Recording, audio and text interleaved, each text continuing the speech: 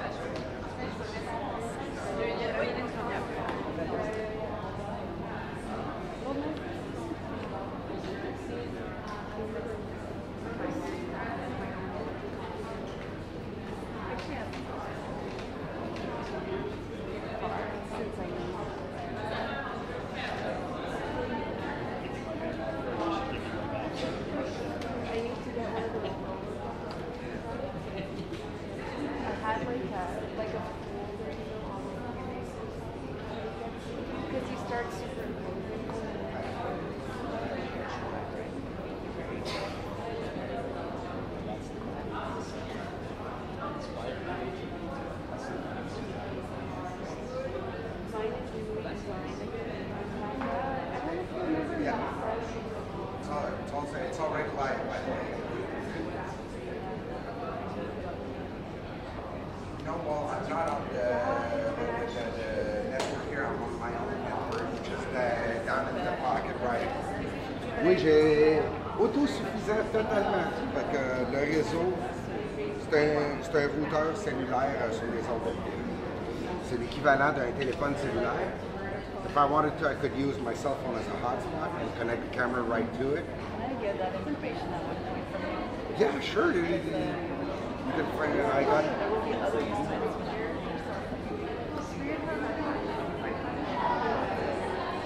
All you need is a Ustream ready camera. Actually, the camera is live right now on the internet. All you need is a Ustream ready. There are two models right now on the market. There's this one and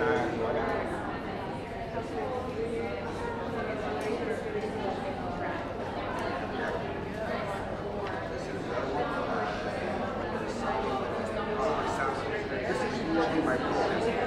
This is what I come up with. See, this is like $250. That's over $1,000. Which is not the best. But actually, you really don't need this. You need a cell phone that has internet download. It's going to make a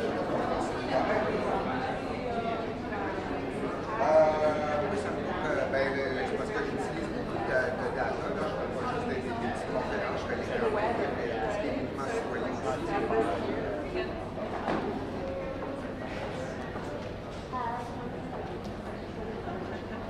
c'est environ 500 gigs à l'heure. Donc, c'est calculé ici à travers un petit moyen chez 21 gigs, c'est 125 $.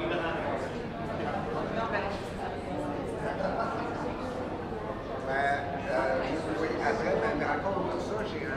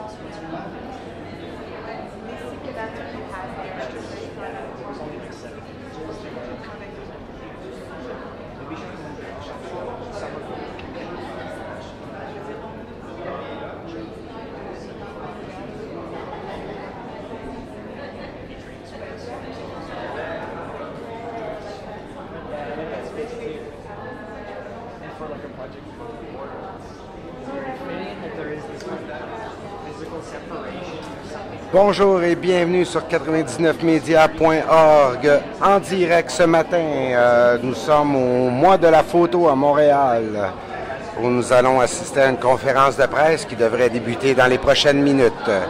So hello everyone and welcome live on 99media.org.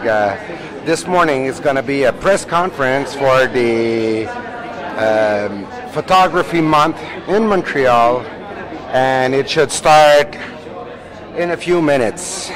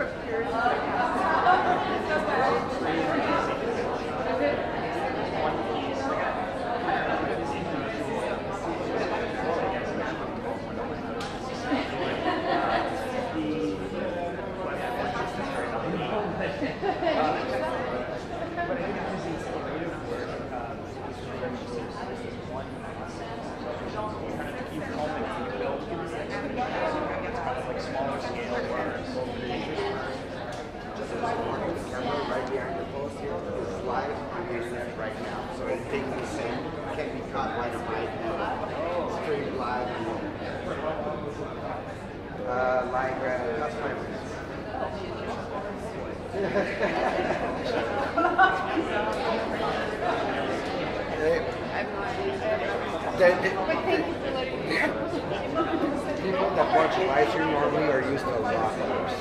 Normally I stream from protests and I swear and emotions go by.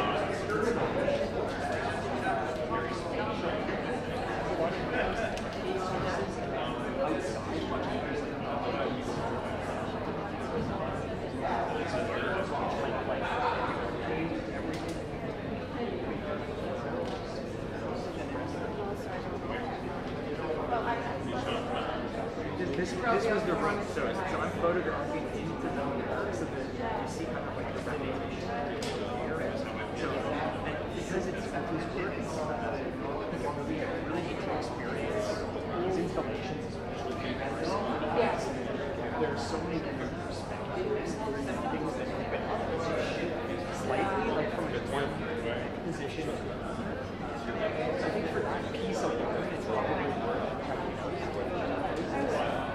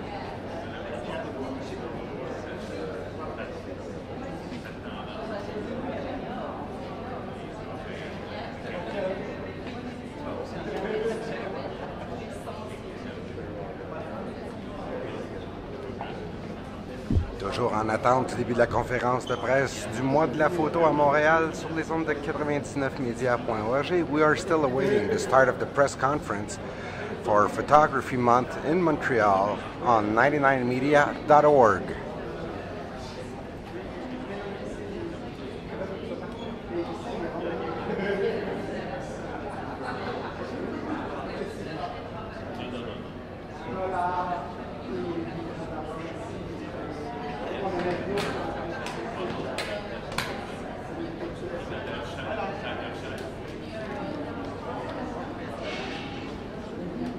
Bonjour tout le monde.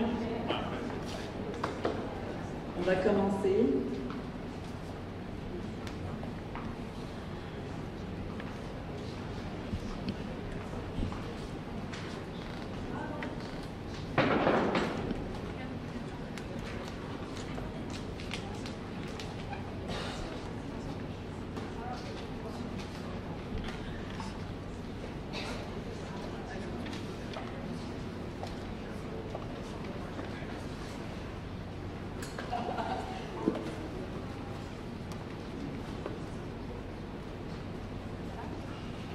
Bonjour à tous. Bonjour d'être ici parmi nous aujourd'hui pour la conférence de presse du mois de la photo à Montréal, sa 14e édition, qui se déroulera du 10 septembre au 11 octobre. Nous avons parmi nous quelques-uns des artistes qui présentent à la Biennale. Il y a Dominique Blain qui est ici dans cette salle et aussi ici son œuvre qui est présentée ici au Parisian Laundry.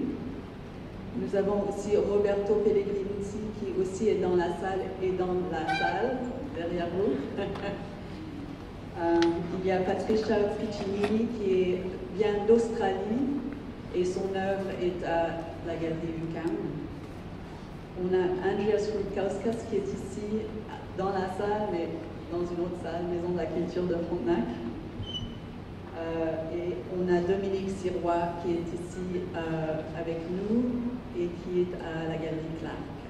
Donc je vous remercie de venir ici à la... Oh pardon, Isabelle Lemine, bien sûr, qui vient de la France.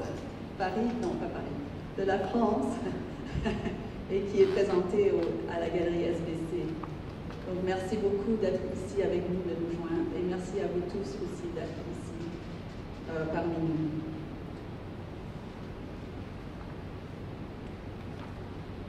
Nous proposons cette année une biennale stimulante et à la fine pointe de la recherche. Nous présentons des artistes talentueux et des conférenciers experts, ainsi que des expositions, des événements et des activités nombreux et passionnants. Le mois de la photo à Montréal will transform Parisian Laundry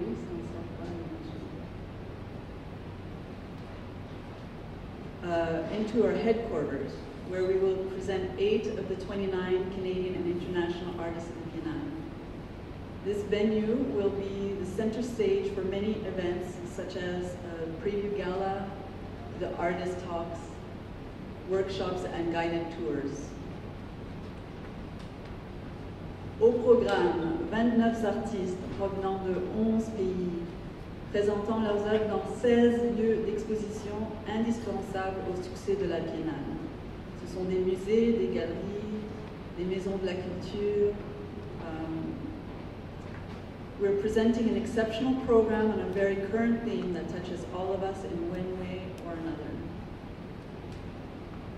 8 artistes ont créé des œuvres conçues spécifiquement pour cette édition, dont plusieurs ici au Parisian Laundry, incluant Roberto Pellegrini et Dominique Blain. Et plusieurs œuvres font leur première mondiale ici à Montréal, dont Hans Eichhorn qui est ici, présenté ici dans cette salle. Nous avons aussi un grand nombre d'œuvres d'artistes qui n'ont jamais eu une exposition ni au Canada, ni en Amérique du Nord. Donc, nous sommes très fiers de les accueillir ici à Montréal. And we're very excited to present these established and emerging artists who have never had a solo show in Canada or depending on who it is, North America.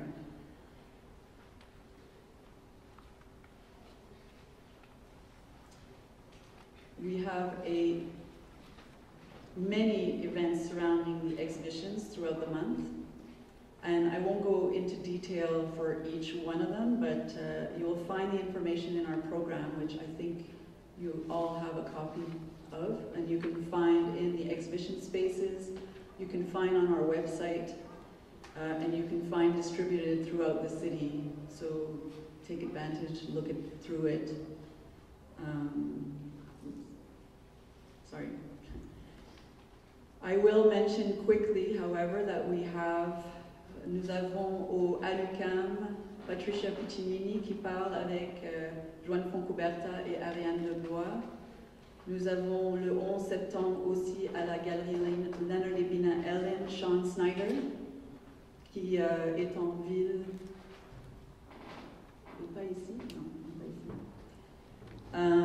On a aussi les ateliers workshops de Leandro Berra qui aura une série de workshops et d'ateliers où il présentera son travail, son œuvre qui est comme une collaboration avec un invité et qui crée une œuvre à partir de ces workshops. Donc chaque workshop crée, le final c'est une œuvre d'art qui sort de ça. Ça sera pendant plusieurs semaines et ça serait l'atelier circulaire. Vous avez plus d'informations encore dans votre programme. Il y a les nouveaux prédateurs, the new predators, Joanne Foncuberta qui s'assied avec Joachim Schmidt et Isabelle Lemine en discussion au Musée des Beaux-Arts de Montréal. Et il y a à la galerie Joyce Arruda, Paul Wong qui va parler de son œuvre. Ça, c'est le 15 septembre. Dina Kelberman à Studio XX en collaboration avec Clark. Gregory Chatonsky, Dominique Sirois et Dina Kelberman au Centre Clark.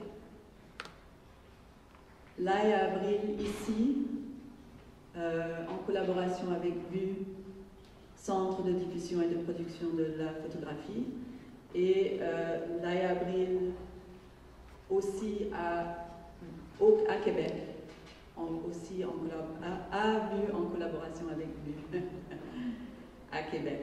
Ça c'est le 22 septembre à Québec et le 24 septembre à Montréal. Dominique Blin et Corinna Illia parlent de l'œuvre de Dominique ici à Parisian Laundry. Et il y a le colloque, la conférence, à partir d'aujourd'hui, Reconsidering Post-Photography, qui dure 3 jours, du 1er au 3 octobre. And we're thrilled to be collaborating with Concordia University and Université du Québec à Montréal to produce an ambitious and important conference on the state of the image today. We have invited 3 keynotes and 9 speakers. Les conférenciers d'honneur et les conférenciers sont d'ici et d'ailleurs, et ils élaborent sur le thème de la condition post-photographique, qui est le thème de notre événement cette année. Les séances seront en anglais et en français et se tiendront à Concordia et au Centre canadien d'architecture. Vous pouvez trouver beaucoup plus d'informations dans le programme, sur notre site web. Donc, on vous encourage aussi fortement de s'inscrire à l'avance pour ce programme-là. L'entrée est gratuite.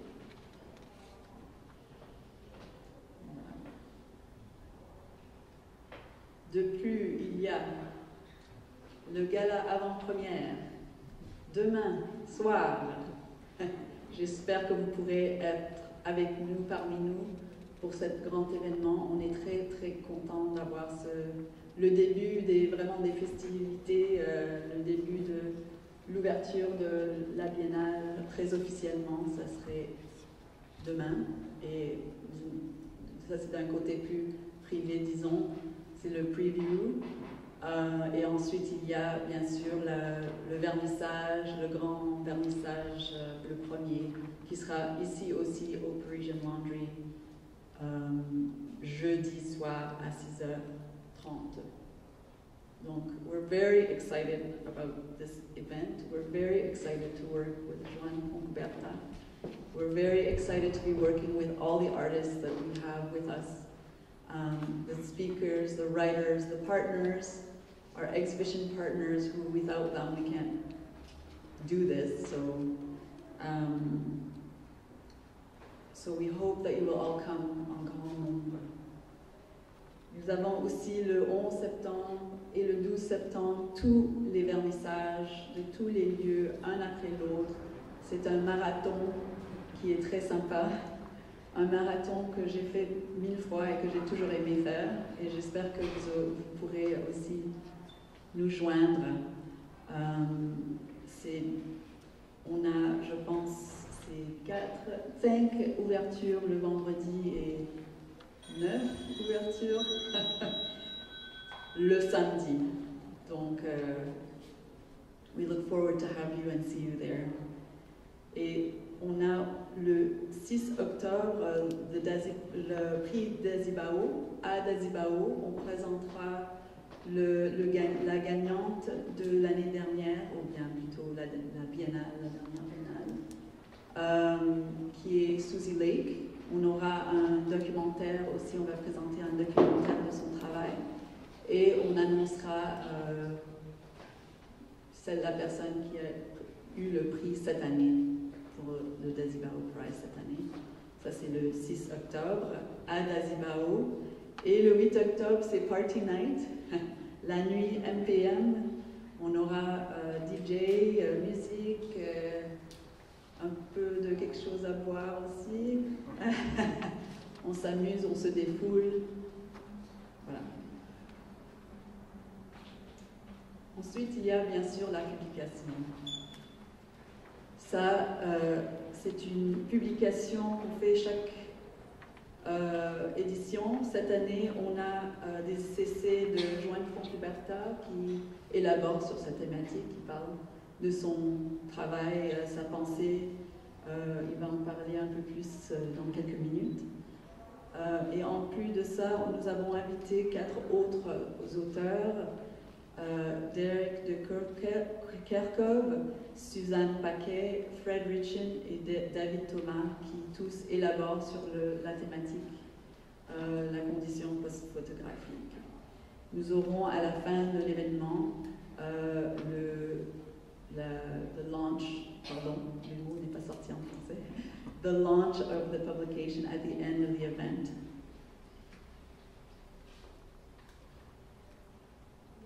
So now I'd like to introduce Joan Fontcuberta, who will elaborate on the exhibition programs and on the artists who are part of this year's thrilling edition.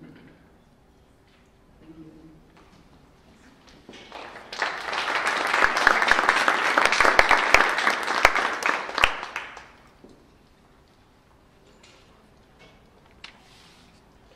Good morning, bonjour, bon dia. Ça c'est la façon catalane de dire que je suis très content d'être parmi vous et de vous présenter quelques idées. Pas toutes, parce que le programme est assez riche. Il y a 29 artistes, 26 projets et ça c'est dur d'essayer de concentrer, ça ne ferait pas justice aux nuances de chaque travail de création. Je vais parler de l'ensemble de ces concepts nouveaux, je dirais un peu provocatifs, la post-photographie, mais je ne peux pas d'une façon en détail parler de tous les artistes, alors je pris comme critère parler seulement des artistes présents, pas maintenant, mais des artistes qui viendront pendant la semaine, pendant les mois, qui seront parmi nous et pourtant auront la possibilité d'un partage personnel avec les visiteurs. Ça n'implique pas dire que les autres n'ont pas d'importance dans les programmes, toutes sont très importantes. C'est comme le père et la mère qui aiment tous les enfants pareil. Mais au moment qu'il y a des enfants présents, bien sûr, il faut les flatter d'une façon particulière. Okay? Bon, alors, pour parler de la condition photographique, il faut se référer à plein de concepts nouveaux, des concepts en transformation. Et on essaye de traiter ces sortes d'idées dans notre publication, dans les textes que vous allez trouver dans les expos, dans les synopsis pour les projets de chaque artiste. Mais je vais vous donner quelques pistes, quelques disons, concepts clés qui constituent peut-être les noyaux intellectuels de ce qu'on comprend, ce qu'on pourrait définir pour post-photographie. D'un côté, par exemple, et je ne vais pas me référer en détail parce que ça va nous amener à beaucoup d'explications, mais je pense que tout simplement les mots vont réveiller beaucoup de suggérences, à nourrir votre esprit avec plein d'idées sur les contenus de ce qu'on essaye d'aborder. La pulsion est scopique, c'est-à-dire cette énergie du regard, ce plaisir à regarder, qui nous amène à un voyeurisme universel. Aujourd'hui, on a tellement de plaisir à regarder, l'image est partout. Et ça nous amène à notre concept, à une saturation iconique. Nous sommes saturés, sursaturés d'images. Et les images deviennent ubiqueuses. Il y a l'ubiquité de l'image. Et cette ubiquité nous amène à son tour à une hypervisibilité et à des utopies de transparence. Il y a des appareils de surveillance partout. Et alors, ça nous fait penser à l'idée de Big Brother. Mais pas Big Brother. Aujourd'hui, ça serait Big Data. On arrive pourtant à un nouveau concept dans l'histoire de la photographie. Si Cartier-Bresson nous proposait l'instant décisif, aujourd'hui, nous sommes dans l'instant non décisif, l'instant banal. On photographie partout, même s'il ne s'agit pas d'un moment historique, même s'il ne s'agit pas d'un moment solemne. Et il y a plein de changements dans l'histoire de la photographie. Il y a eu les paparazzi. Aujourd'hui, il y a les hackers. Par conséquence, les hackerazzi. C'est-à-dire qu'il y a un transfert de paparazzi au hackerazzi. On habite l'écran. Il y a une vie, notre vie à l'intérieur de l'écran et notre vie à l'extérieur de l'écran. Et il faut choisir parfois où nous voulons nous placer. On fait la construction de nos identités sur mesure. Chacun peut créer sa propre masque. Et à partir d'ici, il y a une dissolution de la privacité. C'est-à-dire, l'intimité devient extimité. Nous appartenons aujourd'hui à une communauté virtuelle dont les partages est notre idée principale. Et ça, cette idée de partage implique aussi partager la subjectivité, partager la créativité, et ça nous amène à un nouveau statut d'auteur. Qu'est-ce que c'est aujourd'hui l'auteur? L'auteur versus l'usager, l'auteur versus l'amateur. Il y a une esthétique différente, l'esthétique d'accéder à tous les contenus d'une façon immédiate. Et cette esthétique d'accès nous amène à une esthétique d'excès. Il y a un excès d'images, il y a une épidémie d'images, il y a la boulimie des images. Et alors, si la création ne consiste plus à fabriquer des œuvres, il doit consister à la prescription des sens. Ça est plus ou moins expliqué avec les auteurs, les artistes qu'on présente. Mais j'aimerais finir avec deux idées, à mon avis, assez clés. C'est que nous assistons à un moment historique où la photographie, qui a été reconnue comme un art et un média, moyen de communiquer, moyen d'expression, etc., qui a été reconnue comme une écriture, l'écriture de la lumière, aujourd'hui devient aussi un langage. Il était déjà un langage, mais ce n'était pas un langage utilisé par tout le monde. C'était un langage utilisé par des spécialistes, par une élite. Aujourd'hui, ça appartient à un répertoire, un patrimoine de toute l'humanité globale, mondiale. Alors je pense que ça, cet accès à l'universalité nous amène une nouvelle étape, pas seulement dans l'histoire de l'image, de l'art visuel, de la photographie, mais de la culture et de la conscience. Et la deuxième proposition, c'est que aussi on est dans le transit d'une étape d'idolâtrie à une étape d'iconocratie. C'est-à-dire, on superpose l'iconocratie à une idolâtrie qui persiste. L'idolâtrie serait la soumission de la valeur symbolique des images. Mais maintenant, nous ajoutons un modèle de gouvernance dont le pouvoir fait une mise en valeur de son imaginaire par moyen de la photographie. L'iconocratie a socialisé la culture visuelle, mais peut-être au détriment de la banaliser et de la soumettre aux lois de la consommation. Et alors il faut se demander, est-ce que cette hypervisibilité a-t-elle favorisé la transparence ou par contre elle nous mène à une cécité? Allons-nous vers une culture plus démocratique? Allons-nous vers une nouvelle créativité? Ou par contre elle nous laisse tomber dans la médiocrité? Toutes ces sortes de questions sont, je pense, traitées dans les travaux qu'on va présenter dans notre programme. Ce programme est, pour des effets, si vous voulez, pratiques, on l'a préparé dans 3 volets, 3 catégories. Un nouveau ordre visuel, c'est-à-dire c'est quoi aujourd'hui les statuts de l'image. Alors il y a des artistes qui nous donnent des réponses. Par exemple, Owen Kitt, au Musée des Beaux-Arts, qui travaille sur l'idée de les rapports, disons les mariages entre l'image statique et l'image en mouvement, qu'aujourd'hui se donne si facilement avec les nouvelles appareils photographiques.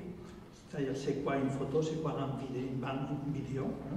Alors, avec sa série Rational Photographs, Owen Kitt donne à voir ce passage subtil entre l'image en mouvement et l'image statique. Parce qu'elle cherche ce qu'on pourrait décrire comme l'écriture zéro de l'image en mouvement. C'est-à-dire la problématique de la durée, avec une paradoxe finale, parce que il s'intéresse aux natures mortes, avec des petits enregistrements de mouvements, il retourne à la vie, la morte de ces natures.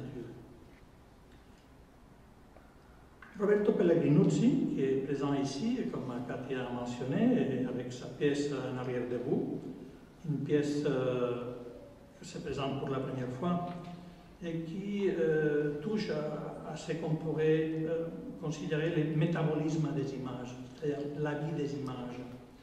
Roberto s'est rendu compte que les senseurs des appareils photo n'ont pas une durée éternelle, mais qu'après un certain nombre, beaucoup, presque infini, mais limité, de clics, ils vont s'épuiser et rendre inutilisables.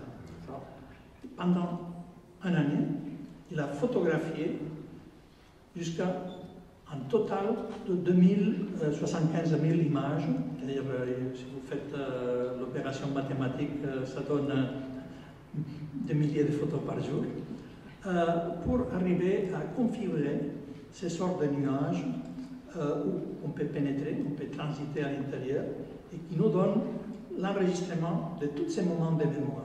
Et alors, ça a des références à cette idée de cloud computing, mais aussi c'est l'illustration en image de ce qui serait l'intérieur de notre cerveau, avec les synapses, avec les rapports entre une expérience visuelle et la suivante. Dieter Kelberman, qui est présenté au Centre Clark, avec son projet M-Google, c'est l'idée de flux, de cascade d'images. Dans tous ces artistes, l'image n'est pas quelque chose d'autonome, n'est pas une pièce qui peut s'exprimer toute seule. Il manque une certaine collection, une certaine accumulation. Mais parfois, c'est le rapport entre les images, parfois la façon de classer les images, parfois la façon de présenter les images, comme dans le cas de Kelverman, comme une sorte de cascade, de séquences d'images qui s'associent pour disons, connexions morphologiques, la couleur, la géométrie, les volumes, la texture, etc. Un autre projet, Paul Wong, à la galerie Joyce Yohoda, avec plusieurs installations, où aussi il travaille avec un mélange d'images recyclées et d'images faites par lui-même avec le téléphone intelligent, en montrant parfois l'absurdité, les chaos, la chance avec laquelle les images se mélangent en composant une sorte de rétroalimentation. Dans l'espace public en face du métro Saint-Laurent, il présente aussi une projection d'une autre pièce dans le même principe kaléidoscopique, comme un flipbook d'images qui suggère les mouvements, qui suggère la diversité, la richesse qu'on retrouve dans la culture numérique. Joachim Schmidt, en l'occurrence, présente la série Other People's Photographs, une collection de 96 livres auto-édités où il classe toutes sortes d'images à partir des critères absurdes et parfois bouleversants. Par exemple, pizzas, airplane food, ou big fish, comme ce que vous voyez. C'est-à-dire qu'il fait de catégories visuelles, iconiques, à partir des images qu'il trouve dans plusieurs lieux de partage. Et avec ça, il y a bien sûr une critique aux façons de construire une historiographie de la photographie, ainsi que les modèles sur lesquels les musées et les institutions ont canonisé l'esthétique photographique. Dans notre prochain volet, réalité reloadée, avec une référence bien sûr au film Matrix, on trouve des autres photographes, par exemple Andreas Rutkauskas, encore ici présent parmi nous, dans le Centre culturel Frontenac, qui présente la série de diptyques Virtual Leader. Dans cette série, Andreas semble nous dire qu'à l'âge de Google Earth, quand toutes les planètes ont été cartographiées, il n'y a plus de place pour l'exploration. Et l'exploration doit peut-être se faire à distance, face à côté de l'écran de l'ordinateur. Alors son travail consiste à localiser des endroits, par exemple dans les Rocheuses, et prendre des captures d'écran, et tout de suite aller exactement au même endroit et faire une image avec sa chambre. De cette façon, on peut constater ce parallélisme entre l'expérience de la réalité faite à travers des outils, disons, post-photographiques et l'image obtenue par des moyens analogiques. Et comme, disons, conclusion, on pourrait dire qu'aujourd'hui, l'expérience de la nature n'a plus besoin d'une implication directe, d'être sur place. C'est l'écran, c'est l'image qui, comme Platon nous avait déjà dit il y a plus de 2000 ans, c'est l'ombre de la réalité qui nous permet cette connaissance. Andreas aussi a fait une installation sur les fenêtres, les vitraux du centre Frontenac, avec une image qui change sa configuration virtuelle réelle à partir de la perspective, c'est-à-dire dans l'intérieur, c'est une image générée par l'ordinateur et les images satellitales, les caméras satellitales. De l'autre côté, c'est la photographie faite par lui-même sur place. Miss Pixels, qui partage l'espace avec Andreas au Centre culturel Frontenac, et qui est ici, qui vient d'arriver, s'il vous plaît. Isabelle Gagné, qui signe comme Miss Pixels, s'intéresse à ce qu'on pourrait considérer les doutes, les incertitudes qui fait passer la pensée contemporaine sur la notion du paysage, réduite souvent à la perception esthétique du territoire. Le paysage peut être considéré comme l'expression d'un lieu, le lieu, un espace habité, un espace devenu culture, et un espace où on s'est approprié de la conscience. Alors aujourd'hui, comment affronter, à partir de cette crise du paysage, comment affronter une représentation du territoire. Alors elle joue avec des effets de transformation, de traduction, comment les codes informatiques sont capables d'être décodés avec un software, un programme ou un autre, en donnant des résultats complètement différents. Et dans une série particulière qui est présentée pour la première fois, il utilise le chercheur d'images de Google pour partir des paysages du 17 régions administratives du Québec et trouver, en faisant des collages très disloqués, des alternatives des endroits qui les rassemblent dans le monde entier, mais qui ne sont plus à Québec. Jacques Pougin, au Centre Phi, nous présente la série Les Cavaliers du Diable. Jacques est un photographe qui a beaucoup travaillé la nature et dans ces cas, c'est la première fois qu'il utilise Google Earth pour un projet de création. La raison est simple, il s'intéressait à la guerre civile de Darfour quand les pays demeuraient très difficiles d'accès pour les journalistes. Cependant, les appareils photo, les caméras des satellites ont déjà documenté les ravages commis par les miliciens Janjaweeds, c'est-à-dire les cavaliers du diable, et les villages, les populations calcinées ont laissé une empreinte indélébile. Alors, pour mettre en évidence les vestiges de cette barbarie, Pougin a choisi quelques-unes de ces captures d'écran et a inversé les tonalités. C'est-à-dire qu'il a présenté en négatif l'image qu'il voyait sur l'écran. Et bien sûr, cette idée de négatif indique pas seulement un choix esthétique, mais un choix rhétorique, c'est-à-dire son point de vue sur les massacres. Au musée McCourt, Serge-Antoine Blais-Métivier et Serge-Olivier Rondeau, des artistes montréalais qui signent comme After Facebook, parce qu'ils travaillent d'habitude avec l'imaginaire, les éléments de Facebook, présentent l'installation In Loving Memory pour la première fois. Une installation qui analyse le deuil et la mort dans les réseaux sociaux.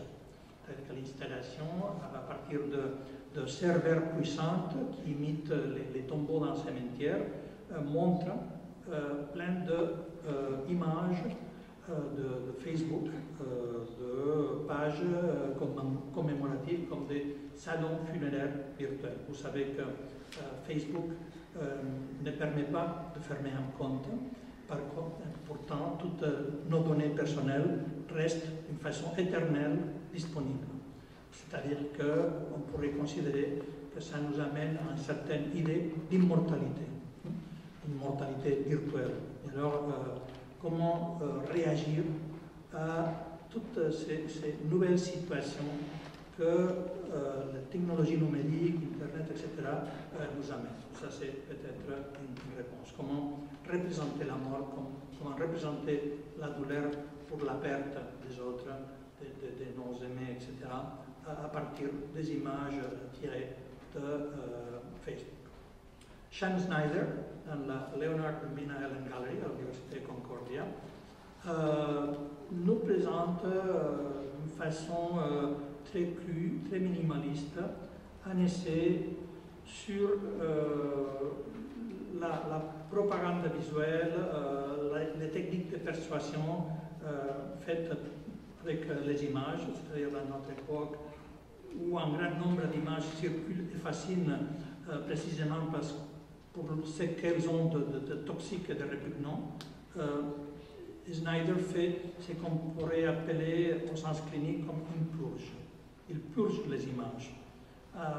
Il illustre cette idée de purge en exprimant la nature même de l'image. Il y a donc, par exemple, ici une pièce en senseur numérique, c'est-à-dire en mostrant la surface presque abstraite d'un capteur numérique qui est un dispositif qui nous permet de voir mais qui se cache à notre regard, qui n'est jamais être vu, nous donne une texture qu'on peut comprendre comme, dans une biologie de l'iconique, comme l'utérus dans lequel toutes les images sont créées. Alors, Schneider essaie de repasser critiquement par tous les éléments qui constituent la matière première de la communication visuelle, les pixels, les algorithmes, les supports magnétiques, les papiers, les lentilles, etc., pour arriver à comment toutes ces sortes d'éléments nous amènent à l'utilisation des images qui arrivent à formater nos esprits. Dominique Blin, qui est aussi présente en bas, dans les bunkers du Parisian Laundry, présente aussi une installation pour la première fois, Emergence, qui est une confrontation qui parle de foule en mouvement, de revendications sociales, politiques, c'est-à-dire que c'est tout un parcours au XXe siècle où les images, disons, de la foule se contraposent à l'individualité de protagonistes, soit les leaders, soit des victimes, soit des participants, avec un travail très évocatif qui fait une mise en jeu de la mémoire et de l'autre côté de l'utilisation de l'archive comme une voie qui reste toujours disponible pour ceux qui sont capables d'écouter. Cette heure a du son, mais vous pouvez l'entendre en bas.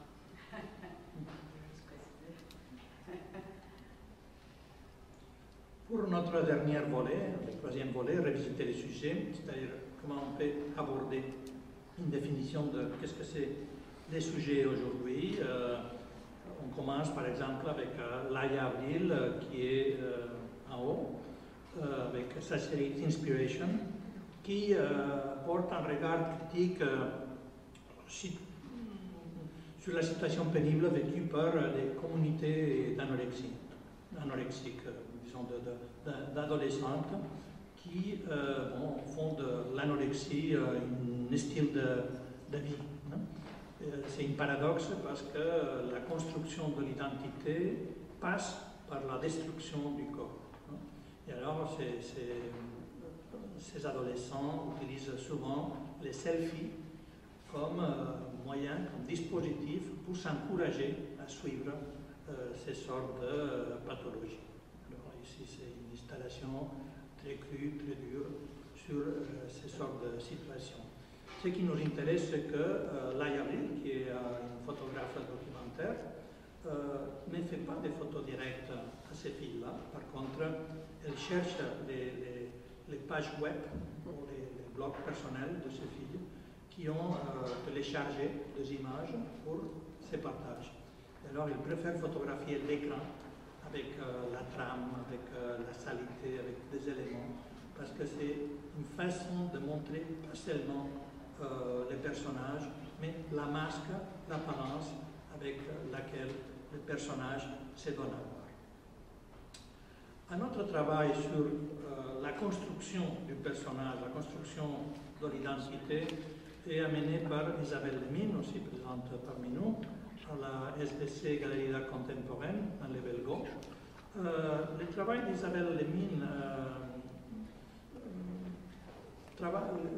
c'est toujours une référence ironique sur l'histoire de l'art, l'histoire de l'image, s'inspire toujours à des artistes précédents ou des mouvements historiques dans l'art. Ici, il fait une sorte d'hommage à quelques figures.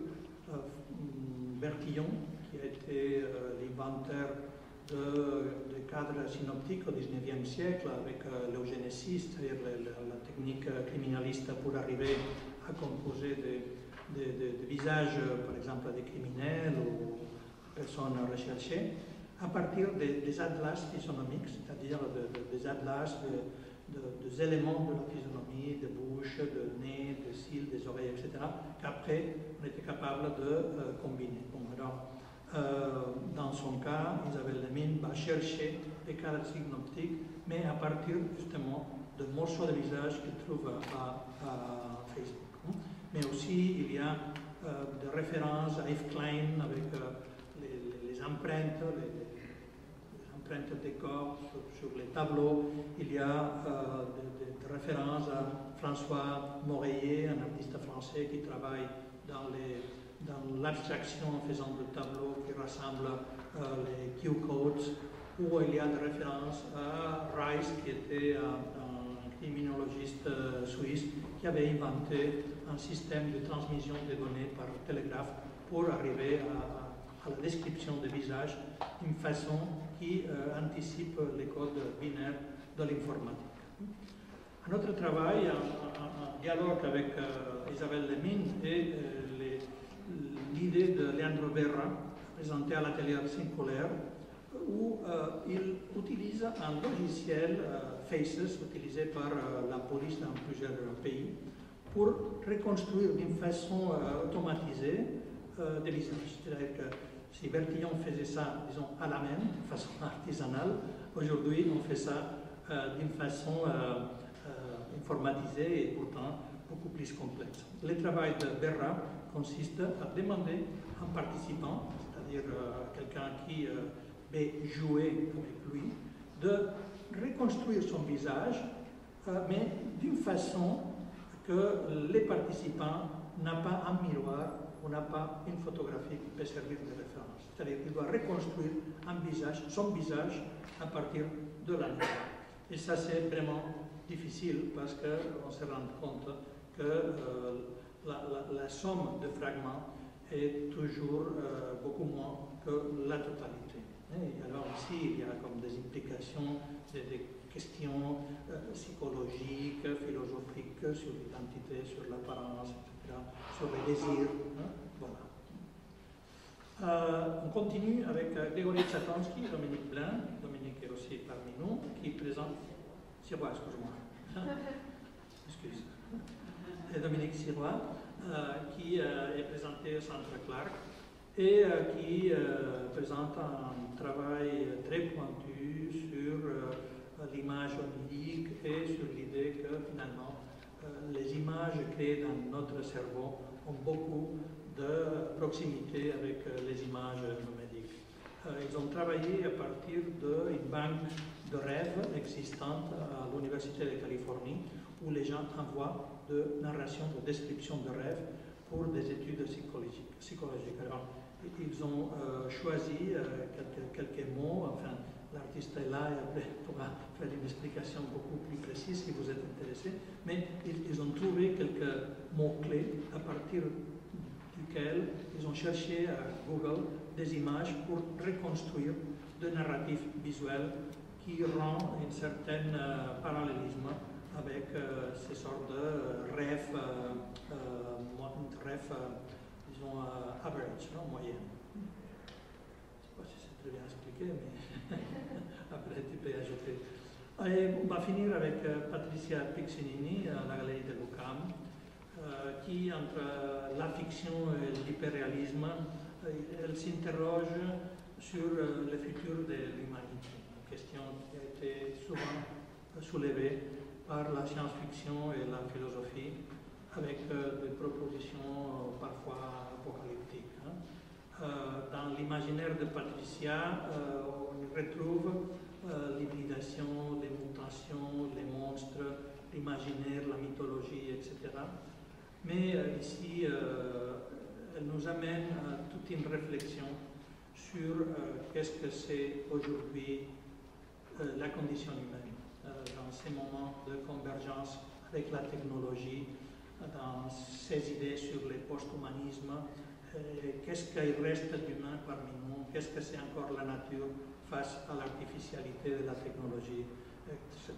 Enfin, c'est une exposition très évocative sur la biotechnologie, la possibilité d'intervenir dans les designs, de la vie, etc.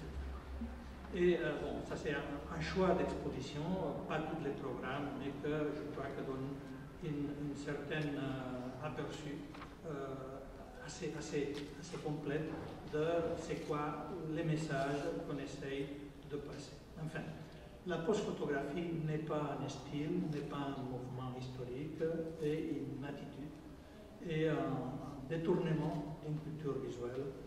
Et pour moi, c'est un concept qui va nous intéresser parce qu'on met l'accent sur les nouveaux rapports entre les images et nous. Et pourtant, c'est un instrument pour reconsidérer qu'est-ce que nous sommes aujourd'hui, qu'est-ce que c'est la société et quel sera notre avenir. Voilà, merci beaucoup.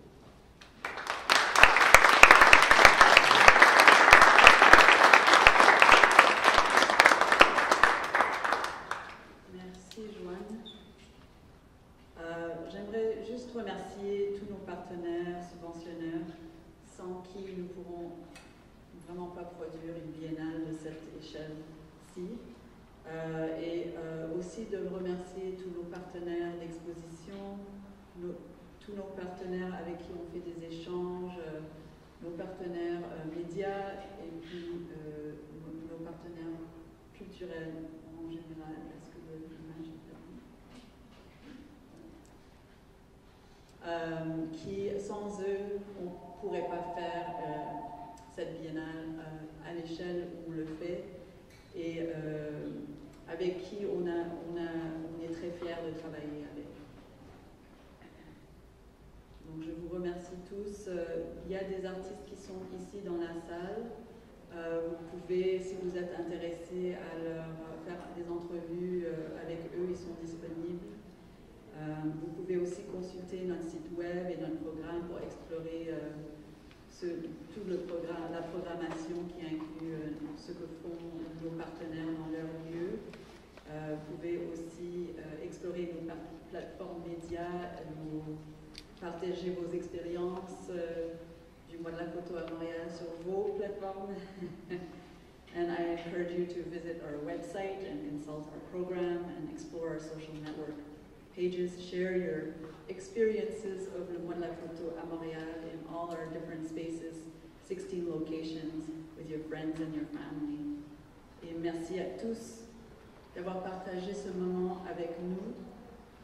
Je vous souhaite une très bonne visite de cette biennale, de nos programmes, de nos expositions, de nos activités et événements. Merci d'être ici avec nous et j'espère vous voir beaucoup et souvent pendant le prochain mois au minimum.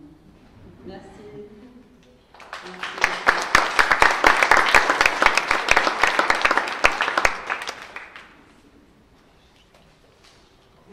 On peut poser des questions ou... Vous avez des questions? Oui. Moi, j'aurais une question pour vous, M. Folcoberta. Vous avez fini sur l'idée que la condition post-photographique n'est pas un concept historique, c'est pas un moment historique, et en même temps, c'est une précision que je vous demande, et en même temps, j'ai l'impression que concrètement, dans les exemples que vous nous donnez, il y a en même temps, dans plusieurs des projets que vous nous montrez, un lien avec de nouvelles technologies. Donc, excusez-moi, j'aurais besoin d'une précision là-dessus. À la fois, j'ai le sentiment que vous nous montrez comme s'il y avait eu, grâce à Internet, au téléphone qu'on peut avoir partout, caméras qui sont placées partout, un changement du paradigme de la photo, de l'idée de photo, et en même temps, vous avez fini sur ce point, pourriez-vous peut-être le préciser, que ça traverserait peut-être l'histoire sans qu'il y ait de lien avec la technologie. Excusez-moi, je vous ai mal compris peut-être à la fin. Non. C'est évident que la technologie arrive à formater notre culture, notre conscience, arrive à formater disons, la société. Mais ici, je crois qu'il n'y a pas un intérêt à faire l'accent sur la technologie, non sur l'esthétique, plutôt sur l'anthropologie. C'est-à-dire, je pense qu'il faut parler de nouveaux usages de l'image, de la photographie, et alors c'est une dimension plutôt ethnographique que je propose. Quand je dis que la post-photographie ne se présente comme un mouvement historique, je veux dire un mouvement historique dans l'histoire de l'art. C'est-à-dire ce n'est pas, disons, les surréalismes, ce n'est pas l'expressionnisme abstrait, ce n'est pas l'art pop. Ce n'est pas un mouvement qui est défini par des catégories avec un groupe d'artistes qui travaillent dans un ensemble, dans un répertoire stylistique pareil, dans un corpus, à l'intérieur d'un corpus défini. Non. Je crois qu'on ne peut pas catégoriser les artistes qui sont dans ce domaine post-photographique. Même, je dirais, d'une façon plus radicale, que la plupart d'artistes que j'ai choisis, ils ne sont pas très à l'aise dans l'establishment de l'art et ils se considèrent plutôt, ou quelques-uns, des anti-artistes ou des méta-artistes parce qu'ils dépassent, disons, les systèmes de la création plus ou moins hégémoniques pour chercher des alternatives.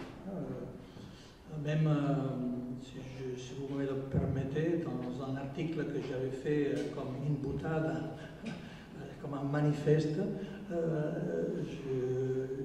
je finissais en disant quelque chose comme ça. La photographie des amateurs est ennuyante, la photographie des artistes est pathétique, notre seul espoir est la post-photographie. Merci.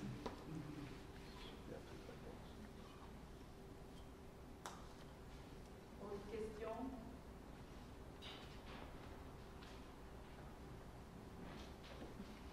Alors, merci beaucoup. Vous êtes invité à visiter les expos.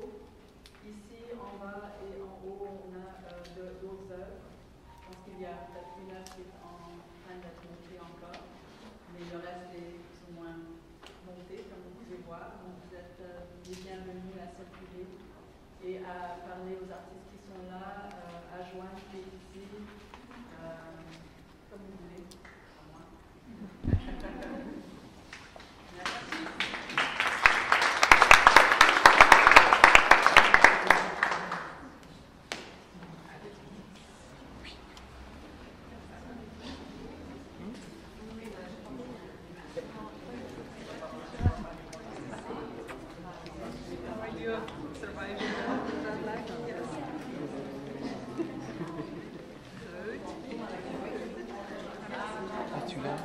Ceci conclut donc la diffusion de la conférence de presse du mois de la photo à Montréal sur les ondes de 99media.org. Merci à tous d'avoir été des nôtres et veuillez rester à l'écoute du compte Twitter et ou Facebook de 99media.org afin de découvrir le moment de la prochaine web diffusion. Merci à tous et passez une excellente journée. So this concludes the press conference for Photography Month in Montreal on 99media.org. Please stay tuned to the 99media's Twitter or Facebook account to find out the moment of the next live stream. Thank you everybody and have a great day. Sur Internet, 99media.org.